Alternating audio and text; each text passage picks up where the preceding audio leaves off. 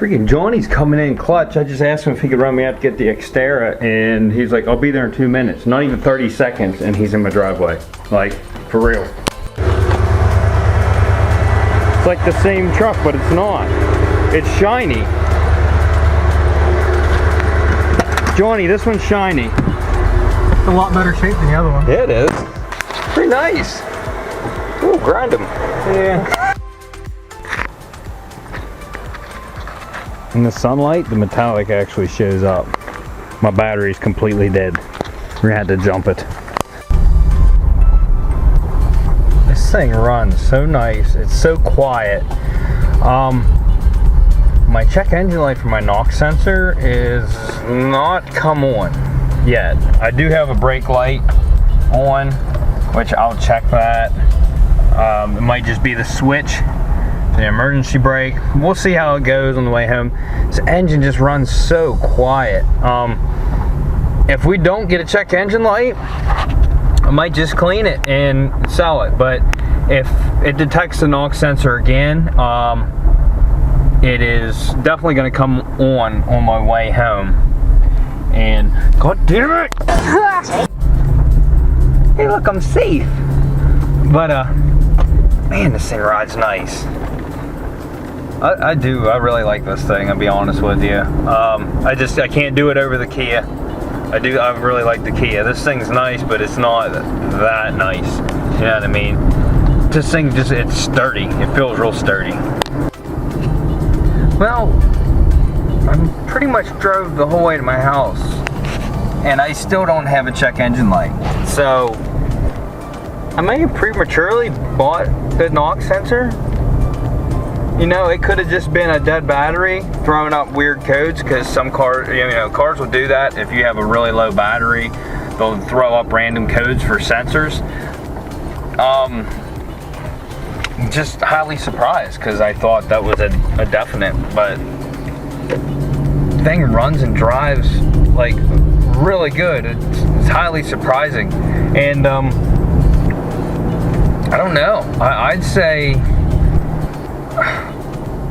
maybe I was gonna send the parts back, but like maybe I'll just include them with it. But like I was going to replace this stuff, but the thing is running fine. And somebody hit my freaking boards on my property and knocked them over.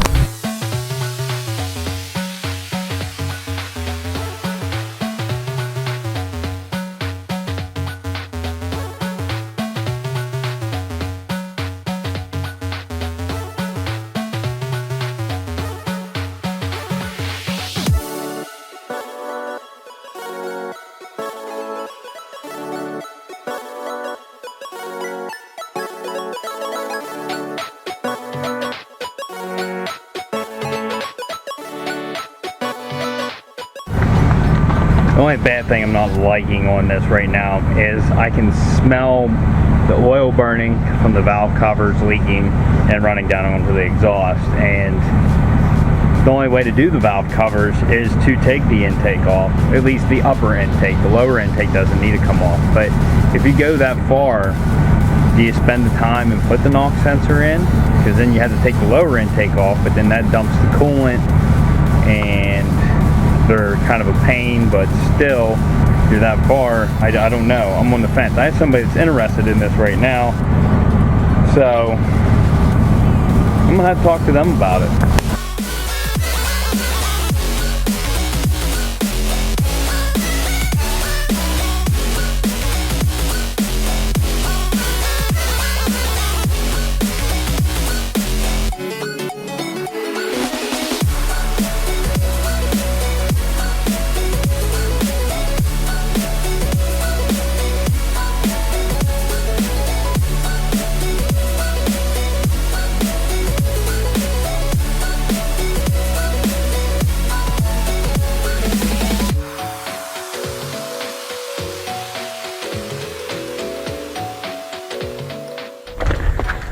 Check this out. The same subscriber that sent me the WeatherTech mat for the back of this thing, he found all the rest of the WeatherTech mats.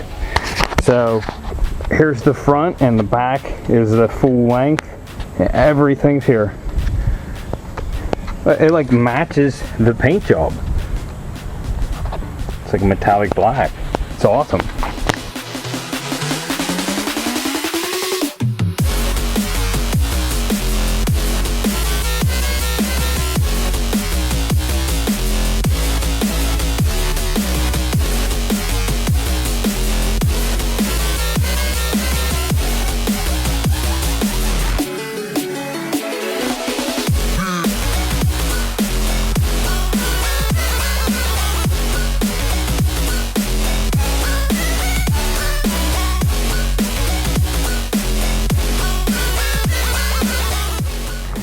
So here is the mess I'm dealing with. I got to button up this.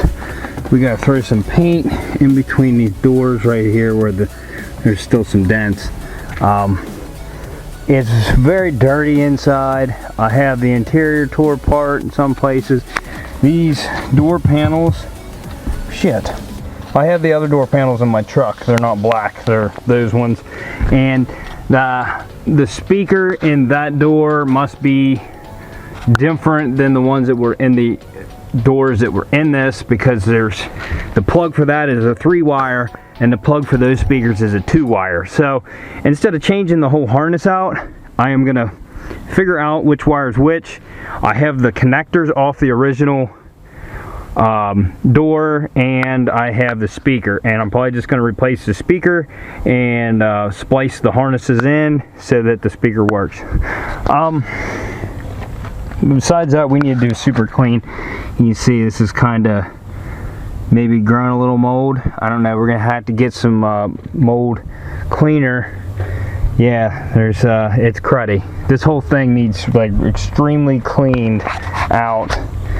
I need to put some door seals back on, whichever one's which here, I don't know, but we need to button this thing up and get it back together. But before I go hog wild on this thing, I need to eat. I'm hungry. Where? Oh, here it is. On my cell phone. I need to get something to eat. I need to change clothes. Got to button up the inside. I need to go to the hardware store to get some sort of seal that I can put on the passenger side, like right around here where they're...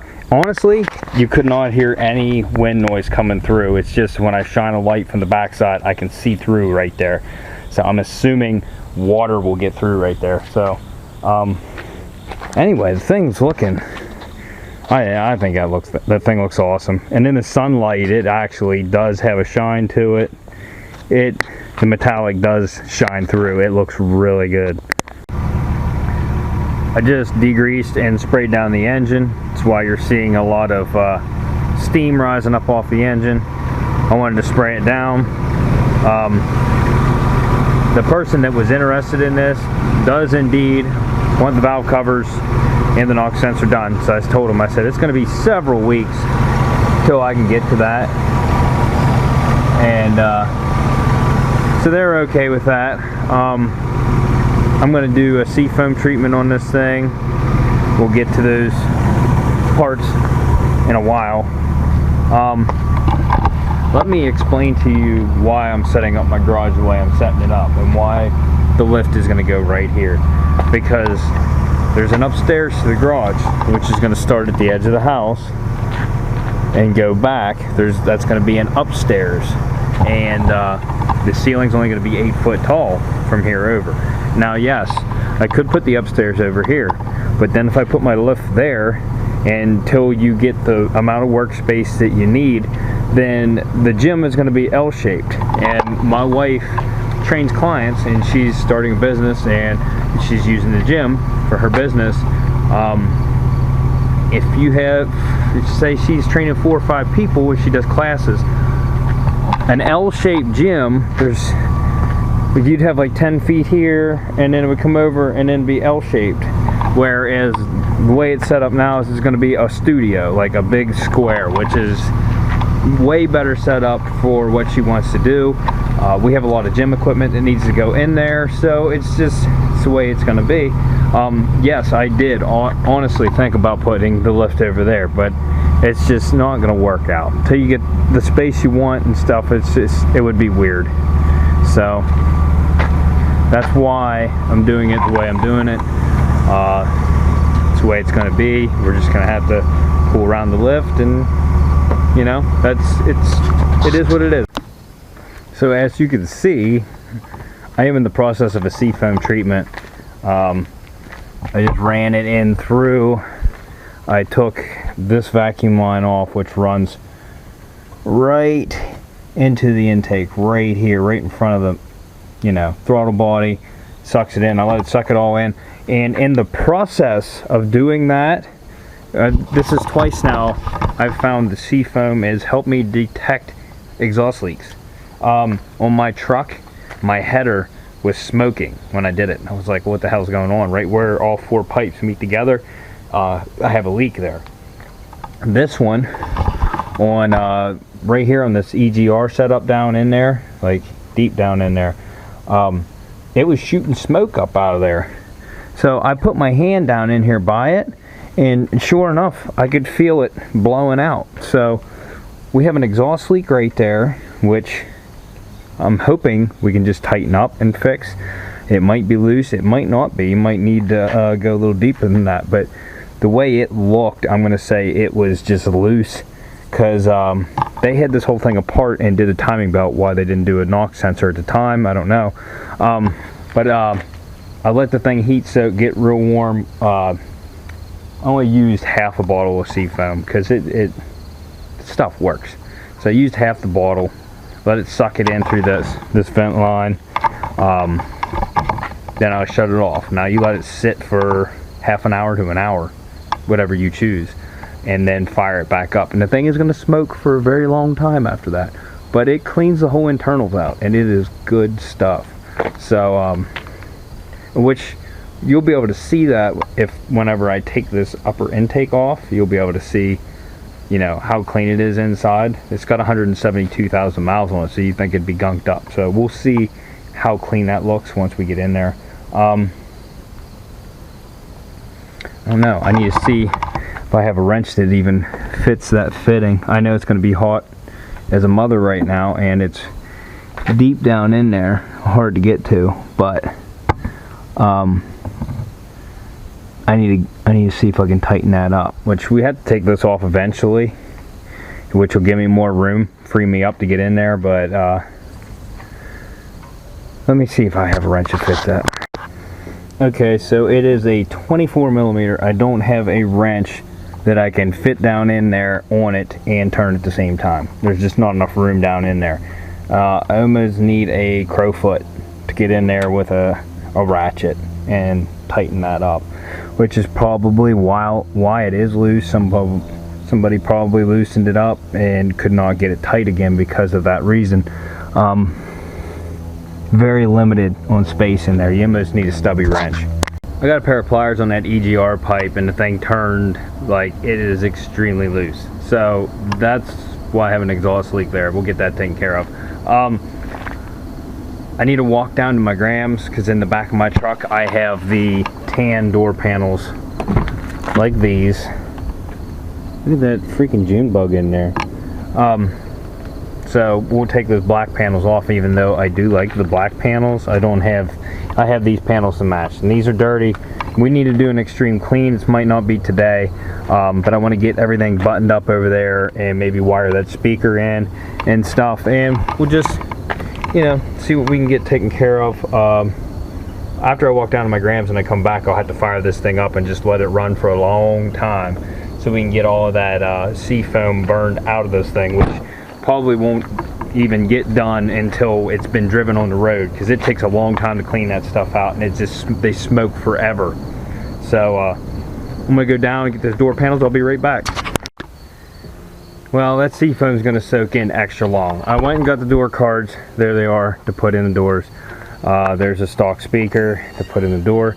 Johnny just called me his new truck. He's thought he had a brake caliper locking up, and he actually, something wrong with the rear end. He just dropped the fluid and it's brown.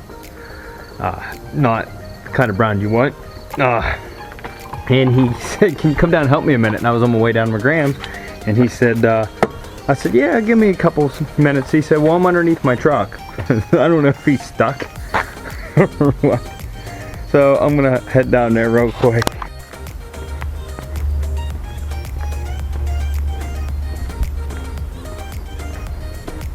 Ready? I got the hardest thing for you to do. All I want you to do is spin this tire. Yeah. Oh, okay. Ready? Oh. You see it? Ready? Oh. Oh. It's not good, Johnny. Well, it's 110% not the rear end. Oh, it's not? Nope. What? It's something in here in this, from this hub back. Oh. Alright. So Johnny kind of lucked out. It wasn't his rear end. His rear end was fine. The more we looked into it, we figured out that his hub is warped, and that after his brakes self-adjusted, his hub would catch the brakes because of it being warped. It had like tight spots and stuff. You took the hub off and it was free. So he's putting a new hub on. He needs new studs anyway, and we're about to start this Xterra up and watch the smoke fly. Shoot, before I started, I want to tighten up that exhaust EGR valve. Now, honestly, the only thing I could reach down in there with and tighten it with was these crappy generic pliers. But I bet you I got 11 turns on that thing before it got snug. And I got it as tight as I can. And honestly, I know it can go tighter, but I don't have a small enough wrench to get in there and get on it and turn it. So that's where it's going to be for right now. Maybe we'll get on it better once we do those valve covers. If we get down in there better, but let's get this bitch smoking.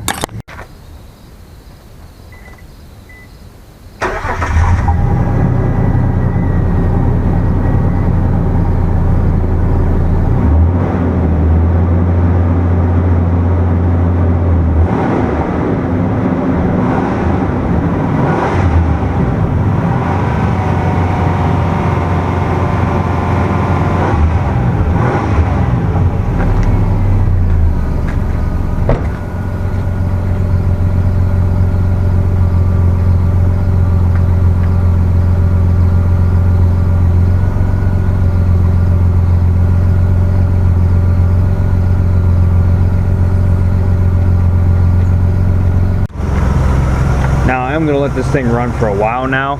It used to feel a steady stream of exhaust coming up off of this. If I put my hand down around it, I feel nothing now. So that's tight enough for now.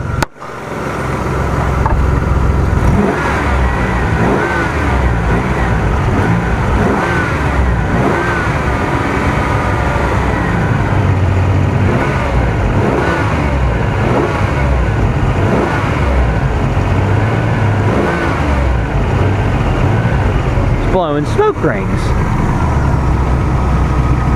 But yeah, we're gonna let it clean out for a little bit, let it run. It sounds really good now. It's so quiet. The engine is so quiet. And like I degreased over here around the valve covers and everything. It just looks good. Everything looks really good.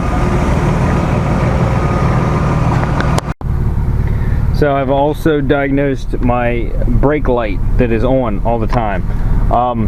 Mess with this switch down here, which I got to remount. It's not the switch. Ended up, it is the level sensor. Even though we're not down to the minimum level on fluid, if I go ahead and unplug the sensor, the fluid level sensor, and unplug it, tuck it around here,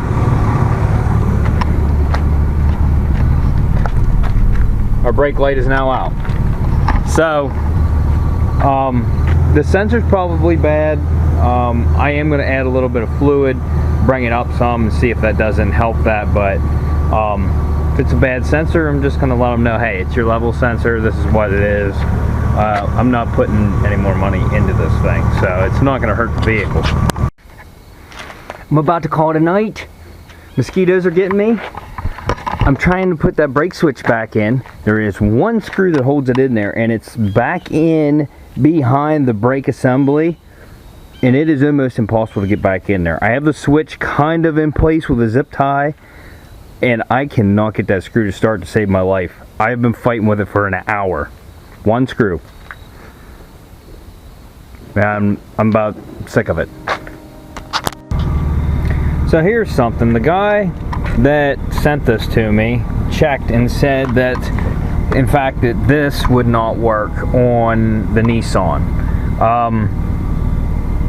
One thing I can tell you is I don't have a check engine light. I don't know if the check engine light is out of the dash.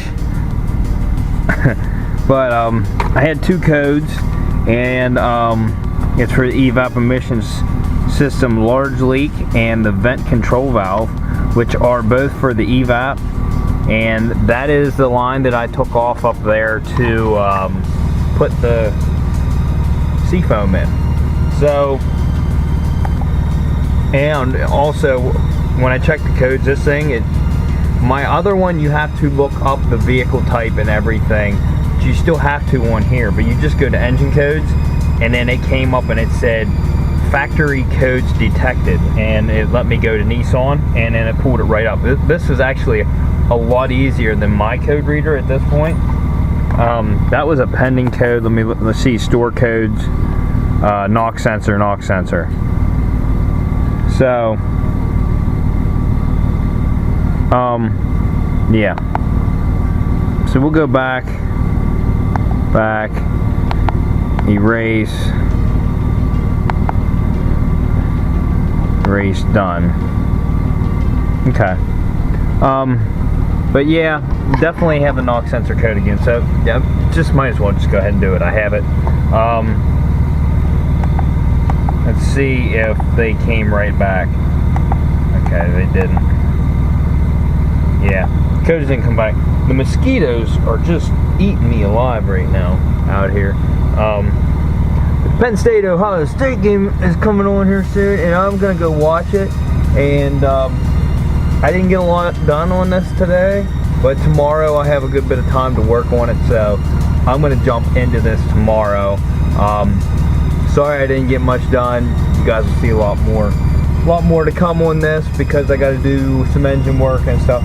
I'm just glad this motor sounds good. It runs really good. This thing rides so smooth down the road. It drives straight. It's heavy. It feels like a full-size pickup when you're driving it. And it has Bluetooth stereo, which is pretty nice. Only one speaker working at this moment, because that's the only one plugged in. And but we're gonna get everything fixed up here. Yeah, only the door speakers are working. I don't know if there's actual tweeters up here, if they're just not in there. But anyway, if you like this, go check out some other videos, like, subscribe, and I'll see you on the next one. Peace out!